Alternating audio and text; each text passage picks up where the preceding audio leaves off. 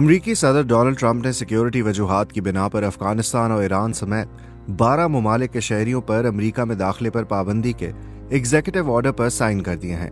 یہ پابندی 9 جون سے امپلیمنٹ ہو جائے گی۔ اس کے ساتھ صدر ٹرمپ نے 7 دیگر ممالک کے شہریوں پر امریکہ میں داخلے پر جزوی یا پارشل پابندی عائد کی ہے۔ صدر ٹرمپ نے اس پابندی کے حوالے سے اپنے ایک ویڈیو پیغام میں کہا، گزشتہ دنوں کولوراڈو میں کیے جانے والا دہشت گرد حملہ اس بات کا ثبوت ہے کہ وہ غیر ملکی شہری جو درست ویریفیکیشن کے عمل سے نہیں گزرے ہمارے ملک کے لیے شدید خطرہ بن سکتے ہیں۔ گزشتہ دنوں امریکی ریاست کولوراڈو میں اسرائیل کے حق میں ایک ریلی پر ایک شخص نے حملہ کیا جس سے 6 افراد زخمی ہو گئے تھے۔ حملہ آور کو زخمی حالت میں گرفتار کر لیا گیا تھا۔ حکام کے مطابق یہ شخص غیر قانونی طور پر امریکہ میں داخل ہوا تھا۔ اس شخص کا تعلق مصر سے تھا، لیکن واضح رہے کہ ٹریول بین سے متاثر ہونے والے ممالک کی فہرست میں مصر شامل نہیں ہے۔ اس فہرست میں Afghanistan, Iran, Myanmar, Chad, Republic of Congo, Equatorial Guinea, Eritrea, Haiti, Libya, Somalia, Sudan اور یمن شامل ہیں۔ وائٹ ہاؤس کے مطابق امریکی شہریوں اور ان کے مفادات کو دہشت گردوں سے بچانے کے لیے اس پابندی کا فیصلہ کیا گیا ہے۔ صدر ٹرمپ نے اپنے پہلے دور حکومت میں 2017 میں کچھ مسلم ممالک پر ایسی ہی پابندیاں لگائی تھیں۔ توقع کی جا رہی ہے کہ اس اقدام کو بھی ماضی کے ٹریول بین کی طرح قانونی طور پر چیلنج کیا جائے گا۔ انسانی حقوق کی تنظیموں نے اس پابندی کو تنقید کا نشانہ بنایا ہے اور ایمنسٹی انٹرنیشنل USA نے اسے امتیازی نسل پرستانہ اور انتہائی ظالمانہ قرار دیا ہے۔ خوراک حاصل کرنے کا سفر ایک بار پھر زخمیوں اور اموات پر ختم ہوا۔ لوگ امداد حاصل کرنے کے لیے صبح سویرے سے اسرائیل کی زیر نگرانی چلنے والے ایک نئے امدادی مرکز پر جمع ہو چکے تھے۔ فلسطینیوں کا کہنا ہے کہ اسرائیلی فوج نے ان پر فائرنگ کی۔ اسرائیلی فوج نے اعتراف کیا ہے کہ اس نے گولیاں چلائیں، لیکن صرف ان چند افراد پر جو وارننگ شاٹس کے باوجود پیچھے نہیں ہٹے۔ مگر زمینی صورتحال کچھ اور ہی کہانی سناتی ہے۔ قریبی ہسپتال زخمیوں سے بھر گیا تھا۔ ایک غیر ملکی ڈاکٹر نے کہا کہ یہ قتل عام ہے۔ یہ تصاویر ان افراد کی لاشوں کی ہیں جن کے بارے میں کہا جا رہا ہے کہ وہ اس فائرنگ میں مارے گئے۔ ان کی فلم بندی مقامی صحافیوں نے کی۔ مرنے والوں میں زیادہ تر مرد تھے، مگر کم سے کم ایک عورت بھی شامل تھی۔ ایک اور خاندان اپنی ماں کے غم میں نڈھال، جو انہیں زندہ رکھنے کی کوشش کر رہی تھی۔ میری ماں بھوک کی وجہ سے گئی کیونکہ ہم بھوکے تھے۔ ہمیں 1 ہفتے سے روٹی نہیں ملی۔ انہوں نے ہم سے سب سے پیاری چیز چھین لی۔ انہوں نے ہم سے سب سے پیارے لوگ چھین لیے۔ میری ماں اور میرے بھائی کو چھین لیا۔ اقوام متحدہ کا کہنا ہے کہ فلسطینیوں کے سامنے 2 ہی راستے ہیں، قحط سے مرنا یا مارے جانا۔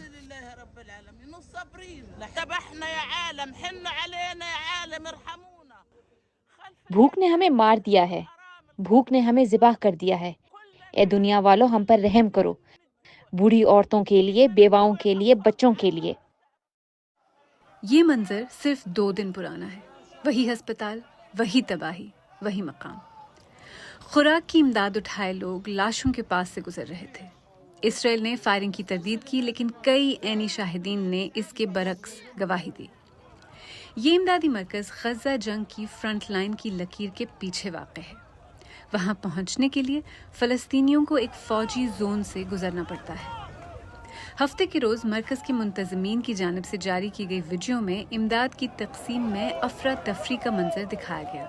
یہ ایک انتہائی غیر مستحکم صورتحال ہے، ایک نہ تھمنے والی بقا کی جنگ کے درمیان۔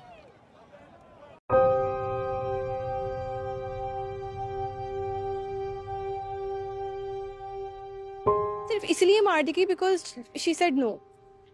اب اس میں لوگوں کا میں نے دیکھا نظریہ، اکثر لوگ تو ایسے تھے، وہ یہ چیز نہیں دیکھ رہے کہ ایک 17 سالہ لڑکی کو اس کے اپنے گھر میں مارا گیا، جو کہ گھر میرے خیال سے ایک بندے کا سب سے سیف پلیس ہوتا ہے۔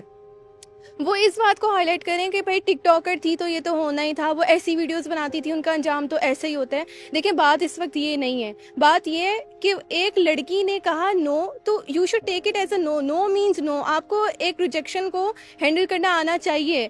آپ کہتے ہیں کہ لڑکیوں کو یہ نہ سکھایا، ایسے کریں گے تو ایسا ہو۔ کیا آپ اپنے بیٹوں کو یہ نہیں بتا سکتے کہ ایک لڑکی اگر اپنی باؤنڈریز کلیئر کر رہی ہے کہ آپ اس سے آگے نہیں بڑھو، یا نہیں ایسا نہیں ہو سکتا، تو you should respect that instead of کہ آپ کو بھائی آپ کی ایگو ہرٹ ہو گئی ہے تو آپ اس کو وہیں پہ قتل کر کے چلے جائیں گے۔ تو انسٹیڈ آف بلیمنگ اس، آپ اپنے بیٹوں کو اپنے بھائیوں کو یہ سکھائیں. اب والا کیس ہوا یہ زیادہ ہے کیونکہ یہ 17 ایئرس جو ہے نا لڑکی کی صرف ایج تھی, اور اس کا کیا قصور تھا کہ اس نے صرف منع کیا تھا. تو یہ چیز اب جو ہے نا ایک ہماری جو کرنٹ یوتھ ہے اس کی لڑکیاں زیادہ اس چیز کا اس کے اندر ان کے اندر فیئر بلڈ ہو رہا ہے کہ بھائی ہم کسی کو نہ کریں گے تو ہماری جان بھی جا سکتی ہے. ہر دفعہ لڑکیاں ہی کیوں ہوتی ہیں ان سب سینس میں؟ کہ لڑکیوں کو ہی پیسا جاتا ہے کہ کبھی کوئی الزام لگایا جاتا ہے, کبھی کچھ کیا جاتا ہے, کبھی بنا الزام کے. تو بہت شاکنگ تھا. کیا ہم بھی ایک عورت اپنے گھر میں محفوظ نہیں ہے؟ ہم بھی کہیں کسی کو جواب نہیں دے سکتے, اپنے حق کے لیے ہم آواز نہیں اٹھا سکتے. اگر ہم آواز اٹھائیں گے تو ہمیں بھی مار دیا جائے گا. اوبیسلی انسیکیور فیل کرتے ہیں. ابھی بھی میرے ساتھ میرا بھائی ہے, مجھے چھوڑنے آئے لے جانے آتا ہے. میں بھائی فیملی ساتھ ہوتی ہے, لوکل ہوتے ہیں, تو میں میٹرو ٹرین سے کبھی کبھی جاتی ہوں تو مجھے دن میں ہی جانا پڑتا ہے, رات میں مغرب کے بعد نہیں نکلتے ہیں. یا نہ جانا ہو تو اپنی پیرنٹس کے ساتھ جاتے ہیں. اکیلے ہماری کہاں وومن سیف ہیں. اگر ہم اپنے بازار مارکیٹس میں بھی جائیں, ہم پاس 12 نہیں نکل سکتے, ہمارے ساتھ کوئی فیملی ممبر نہ ہو. انسیکیورٹی ہے اوبیسلی.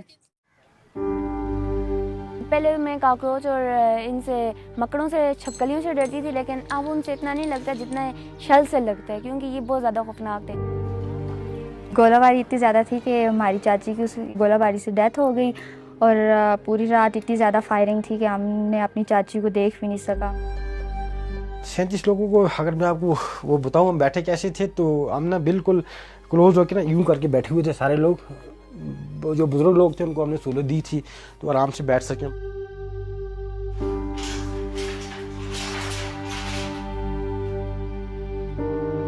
لائن آف کنٹرول پر فرنٹ لائن ویلیز میں سے ایک یہ گاؤں ہے, اور یہاں کوئی گھر ایسا نہیں ہے جو کہ پارشلی یا کمپلیٹلی ڈیمیج نہ ہوا ہو. پاکستان اور انڈیا کے بیچ اس کانفلکٹ کی سب سے بڑی قیمت لائن آف کنٹرول پہ موجود ان دیہاتوں کے لوگ ادا کر رہے ہیں, اور انہوں نے ہمیں یہ بھی بتایا کہ ان 4 دنوں کے کانفلکٹ کے دوران ان کے پاس گورنمنٹ کی طرف سے کسی بھی قسم کی کوئی امداد نہیں پہنچی.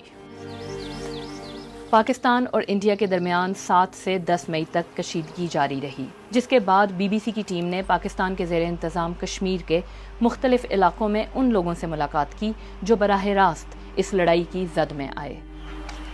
تباہ شدہ گھر, بند دروازے اور ویران گلیاں.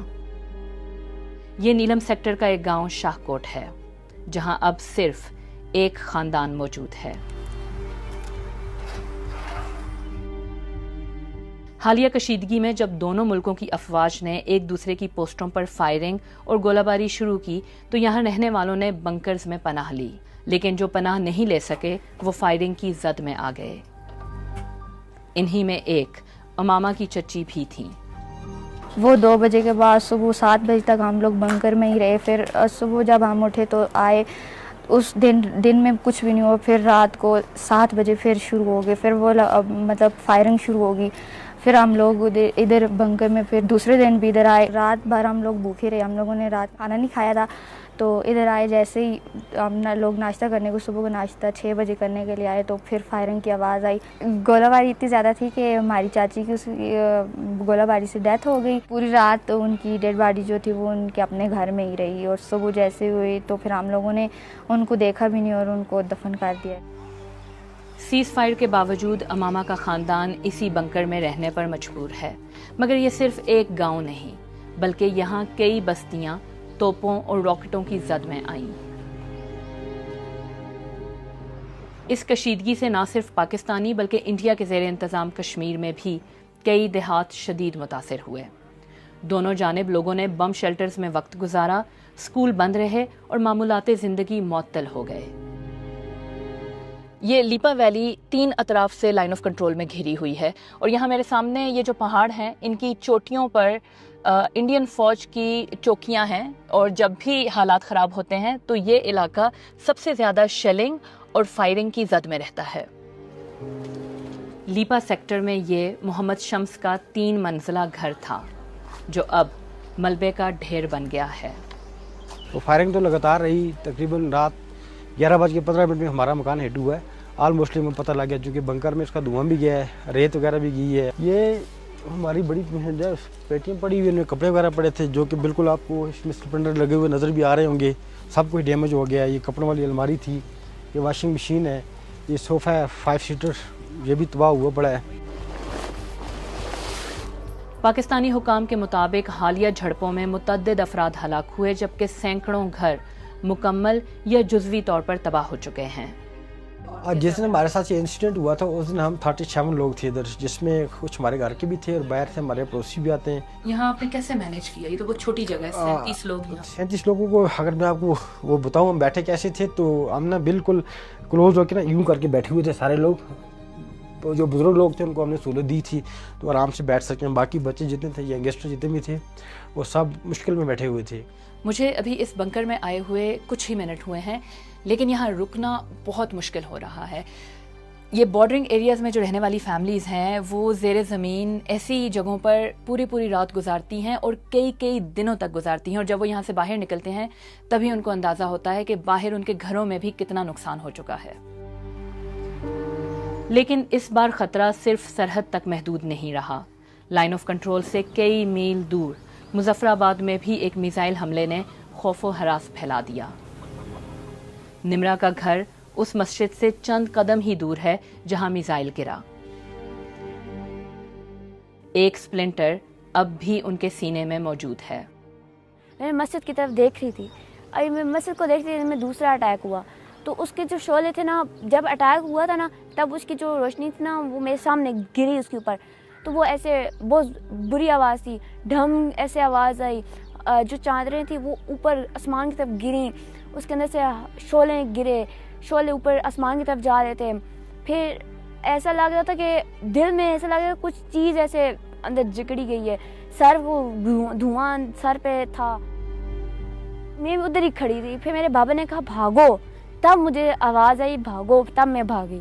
میرے جو کپڑے تھے نا وہ پنک اور وائٹ کلر کے تھے، فراک تھا میرا، تو پھر جب میرے کزن کے گھر میں گئی تو انہوں نے لائٹ لگائی، ایسے مجھے لگا کچھ ہے یہاں پر، ویسے فیل ہو رہا تھا کچھ ہے اس جگہ پہ، چیسٹ پہ ہر جگہ خون ہی خون تھا، میری پوری شرٹ خون سے بھری ہوئی تھی۔ لائن آف کنٹرول کے دونوں جانب خطرہ ختم ہو بھی جائے تب بھی خوف باقی رہتا ہے۔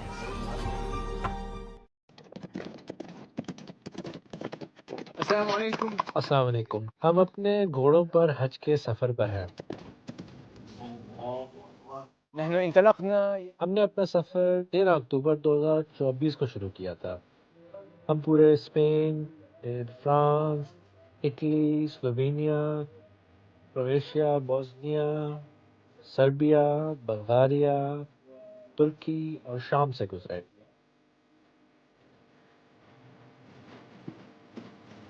آٹھ 8,000 کلومیٹر کے اس سفر میں انہوں نے اندلوسی مسلمانوں کے 500 سال سے زیادہ پرانے ایک قدیم راستے پر دوبارہ سفر کیا۔ یورپ کی شدید سردی سے لے کر سعودی عرب کی جھلستی گرمی تک انہیں بہت سے چیلنجز کا سامنا کرنا پڑا۔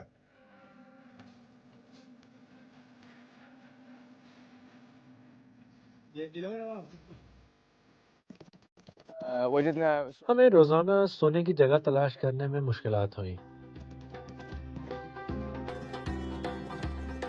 گھوڑوں پر 7 ماہ سے زیادہ سفر کے بعد وہ بالآخر سعودی عرب پہنچ گئے۔ الحمدللہ وصلنا الى مکہ۔ اللہ کا شکر ہے ہم مکہ پہنچ گئے، اور ہم وہاں پہنچ کر اور پہلی بار کعبہ دیکھ کر بہت خوش ہوئے۔ بالعمرہ برؤیت الکعبہ لأول مرہ۔